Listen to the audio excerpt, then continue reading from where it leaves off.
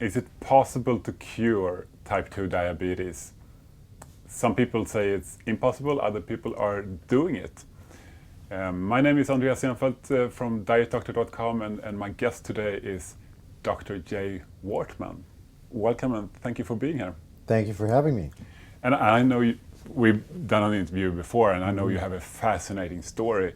How did you become interested in diet and lifestyle and health?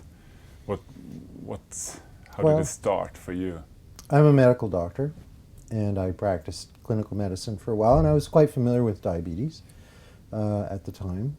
And then I got working in public health administration and then eventually research. But along the way, I wasn't taking very good care of myself. I gained weight and so on. And I also had a family history of diabetes. So there's a lot of diabetes in my mother's side of the family. My grandparents, my mother, some of my siblings, some of my mother's siblings had diabetes. So I had a strong family history. And you would think as a doctor, you would understand these risks and take better care, but maybe because of the stress of my job, that might be one of my excuses. I let myself develop type 2 diabetes. And I think I was in denial because when I realized that I had type 2 diabetes, I tested myself and figured it out. I had all the symptoms. I had blurred vision, I was tired, I was overweight, I was getting up in the night to go to the bathroom, I was thirsty all the time. I had all the symptoms before it finally dawned on me that I probably had type 2 diabetes, and then I tested, and of course my blood sugar was very high. And so you're a doctor and you got this disease yourself. How did that feel? How did you react to that? Even though it was obviously developing over time and everything, when it finally dawned on me, it was very shocking. I felt quite stunned that how could I be so stupid and how could I not have noticed and why did it take me so long to figure it out? But probably the biggest thing that upset me was that I had a young son. He was 2 years old, my first child. I was 52 at the time, and I know too much about diabetes. I know about the life expectancy is shorter, risk of complications, high risk of cardiovascular disease. You know too much as a doctor, and all these thoughts were in my mind that, I wasn't going to live long enough to see my young son grow up. I was having very dark thoughts about it. And what happened was, because I had not been doing clinical practice for a while, I felt that I should read up a bit, get up to date on diabetes treatment and essentially figure out which drug I should be on. And I needed some time to do that. And I knew I didn't want my blood sugar to be too high during this time while I was, trying to figure out what to do. So I decided that I would stop eating carbohydrates because I knew carbohydrates makes your blood sugar go up.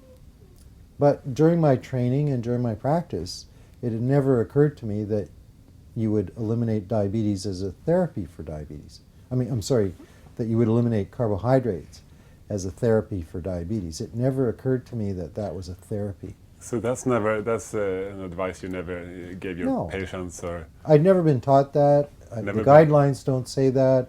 You don't treat patients that way. It was not something that ever occurred to me. But still you did it for yourself. And I didn't do it as a therapy. I did it just to buy some time. I didn't want my blood sugar to go too high until I figured out which drug to take. So what happened when you did that? As soon as I stopped eating carbohydrates, my blood sugar normalized. I felt better. My symptoms all went away. And I started losing about 1 pound of weight a day. That's much. That's a lot, huh? It was, yeah. It surprised me, yes. I've always been taught that you shouldn't lose weight too rapidly. And that's probably because unless you do a low-carb diet, you can't. Yeah. So when you say you stopped eating carbohydrates, what are the specific foods that you quit eating? I stopped eating all starchy foods, pasta, potatoes, rice, bread, and anything that was sweet, all sugar-containing foods, including fruit. I didn't eat fruit. So what did you eat? I ate meats and fish and poultry and dairy fats, butter, cream, cheese, and lots of non-starchy vegetables. Okay. So you felt better immediately, you say, and you lost a lot of weight. Within a few days, all those symptoms were gone, and my sense of well-being had improved. I felt better. I had more energy. My sense of doom and gloom started to go away. Mm-hmm. But you were kind of imagining this as a short-term fix, or to get ready for to read up on the disease and all the drugs and so on. But that's not really how it turned out. That's not how it turned out. I got so well within a few days that I got curious about this and why, trying to understand why was this working so well, and I'd never learned about it. I'd never been taught about this. And so I started looking a little bit into the literature to see if there was any research in this area. And right around that time, Dr Wortman published his first study on the Atkins diet. It was in 2002. And it was a very simple study. He put a group of men on a low-carb diet, and they got better, and things improved, and their lipids improved, and so on. And I actually contacted Eric, tracked him down, and talked to him at the time. But the other thing that happened was, my wife is a worrier, right? She worries about everything. So I didn't tell her that I discovered I had diabetes. You didn't? No, I didn't. Okay. I didn't tell her, and because I didn't want her to worry, right? But of course, then she noticed that I wasn't eating any carbohydrates. Yeah, it's hard to hide that from her at the dinner table. So within a few days, I said, okay, this is what's happening. This is what I did, and she said, well, you're on the Atkins diet, dummy. She knew more about the Atkins diet at that point than I did. So she could tell you how to do it, huh? She had a book, she had an Atkins book somewhere, and she brought it out. Yeah. And I'd never looked at that before.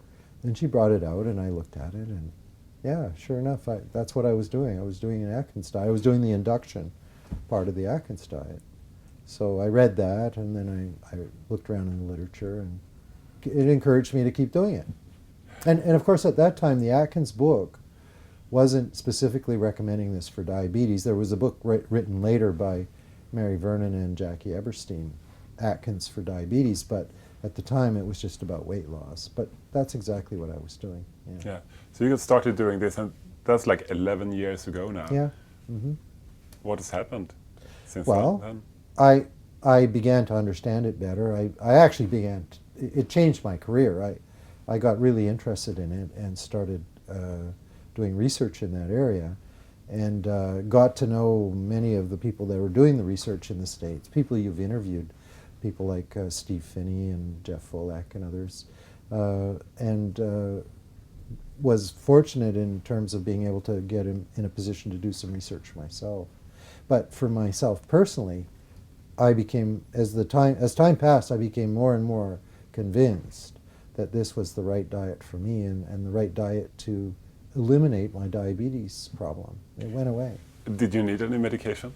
I never took any medication. Never, huh? And the other thing was my blood pressure had been getting high, and I was kind of in denial. I was trying to manage that without medication, and I wasn't doing particularly well, but my blood pressure got better.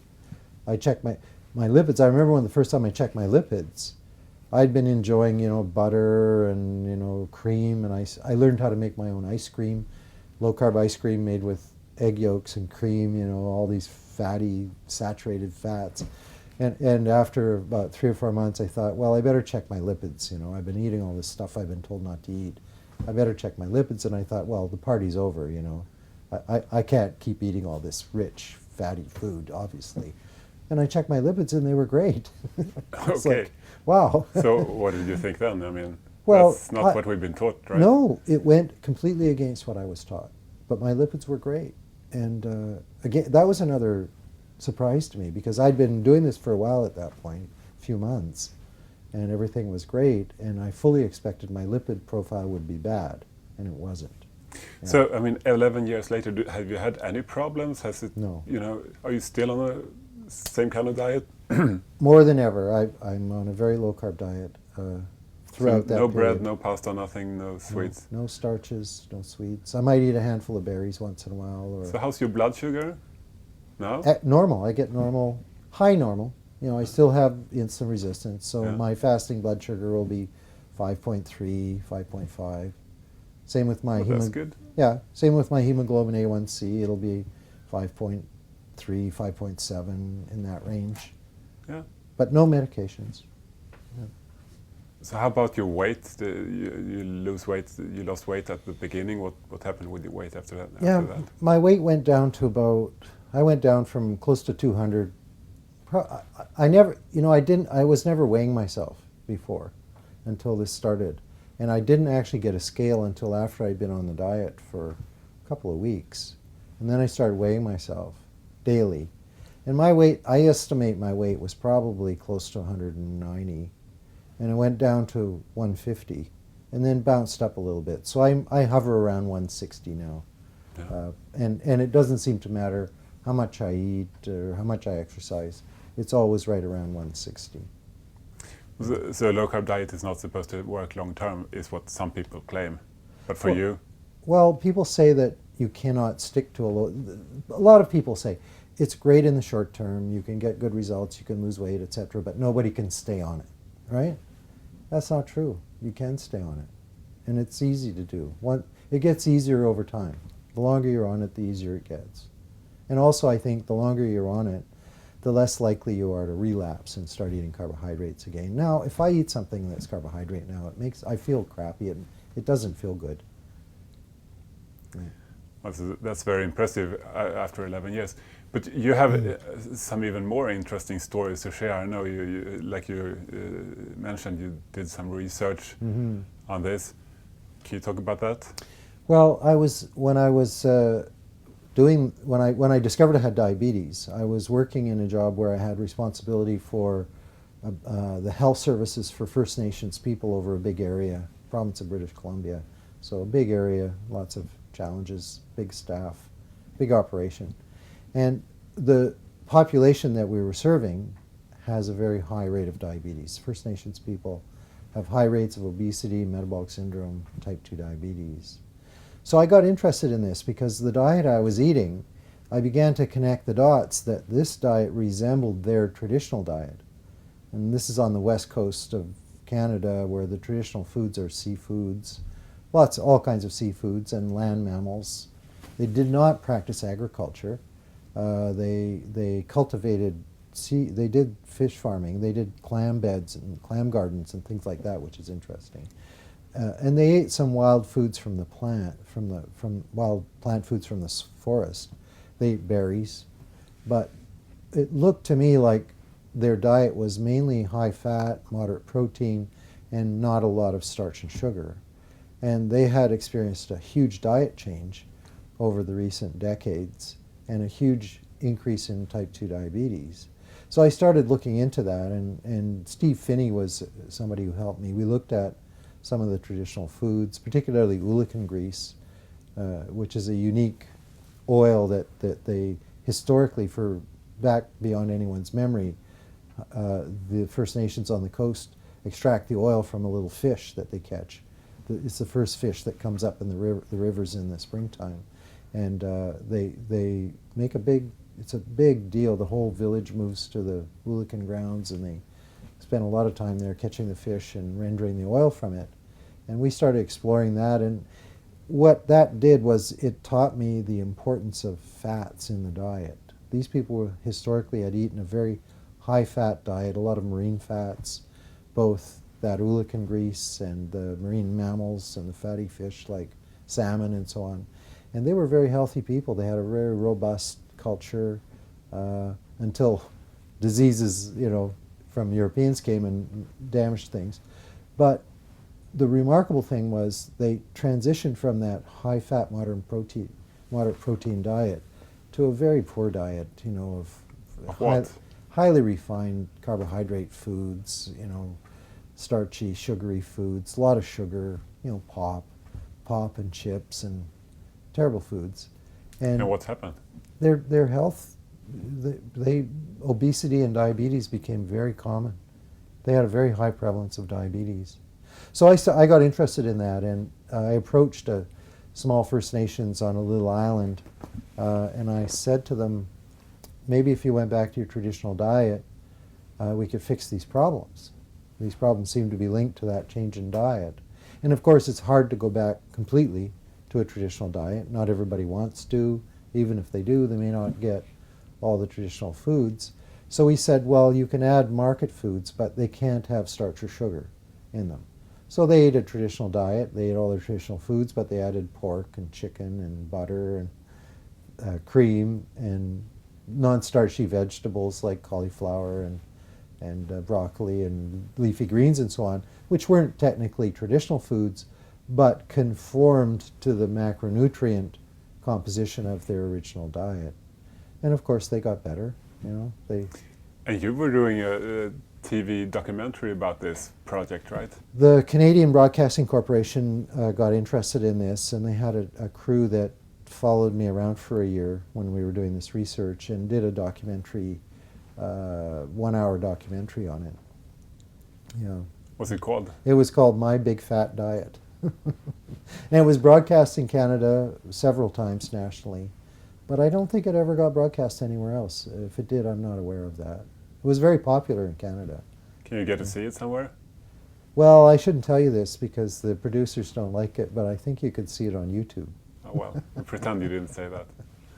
So I mean, I've seen that Yes. documentary. It's really, really interesting. Can you tell some of the stories of the people who participated in this experiment, taking out the sugar and the starch from the diet and replacing it with more of the foods that their ancestors ate? It was a real study. It was a university-based study. So we had recruited about 100 people out of this small community into the study. But the documentary, the crew that made the documentary had to select a few people, and that's what they did. I think they chose about 5 people and just followed them throughout the course of the study. And fortunately, I guess for me, they all did pretty well. They lost a lot of weight. People got off their medications for blood pressure and blood sugar and heartburn. People get off their heartburn medications and did quite well. Some people lost 60 pounds or more in the documentary. One fellow had coronary artery surgery during this time, and he stayed on the diet. He was encouraged to stay on the diet by his cardiologist, and he did quite well. He shrunk, his waist size shrunk significantly, and he was doing very well. There was one old fellow that wasn't in the documentary. It's too bad he wasn't, because he was such a great story. He was retired. He was in his 70s. He had diabetes. He didn't really have a life. He watched TV, wasn't very active. And he lost over 50 pounds and got off all his medications. And he said he had so much energy that he couldn't stay at home anymore. And he went back to work as a carpenter and did heavy manual work as a carpenter because he felt so much better. There was a lot of stories like that that weren't part of the documentary but were good stories. It's very impressive, Yeah. Lots of people regaining their health and losing weight. So what kind of reactions do you get from this? I mean, you would think that more people would like to try this, and perhaps some more researchers would like to, it's not the advice that people are usually given these days. One of the things that I find really puzzling about this is I've talked to senior people in the American Diabetes Association, for instance, or the Canadian Diabetes Association and other big organizations. And I can show them, I do a lot of lectures, and I've got slides that show people's progress.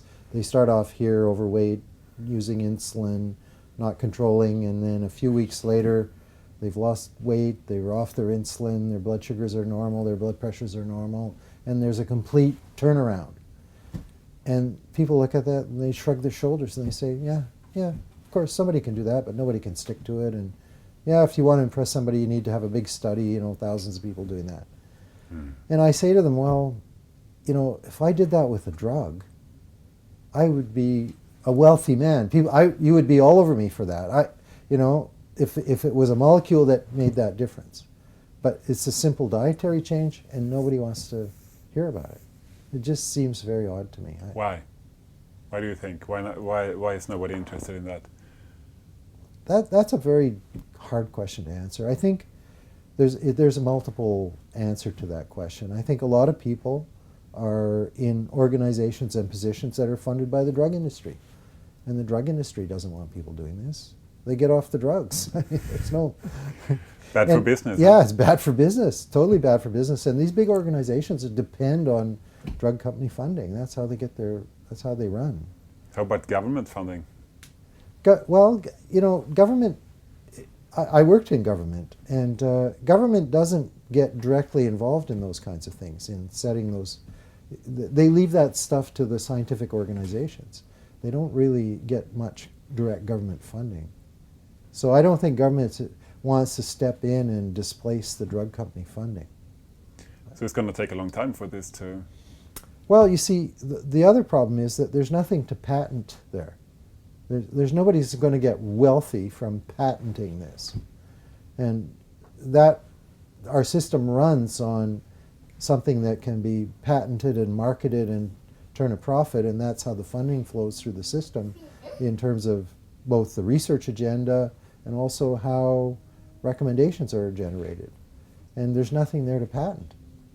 But it's all free information, right? It's freely available. So freely people available. who are looking at this and curious, what should they do? Where can they find more information about this? I have a good recommendation for a website they can look at. DietDoctor.com. Oh, yeah. Listen, I know that one. I send people to your website because you do have a very concise description of how to follow the diet there. And I often send people to your website. Well, thank you. Yeah. And so that could be a place to start. Something else? It's a good place. DietDoctor.com, sure. Yeah, absolutely. Yeah. There's lots of books. The Atkins book, especially the new one by Jeff Volek and Steve Finney and Eric Westman is a good book. And then Jeff and Steve wrote their own book, The Art and Science of Low Carb Living. I think that's a very good book for people to read. You have a website too. You blog sometimes, at least. Not every day, but I have sometimes. A very dysfunctional blog right now. I neglect it, and I'm having technical problems, but I'm going to get it running again. Yeah.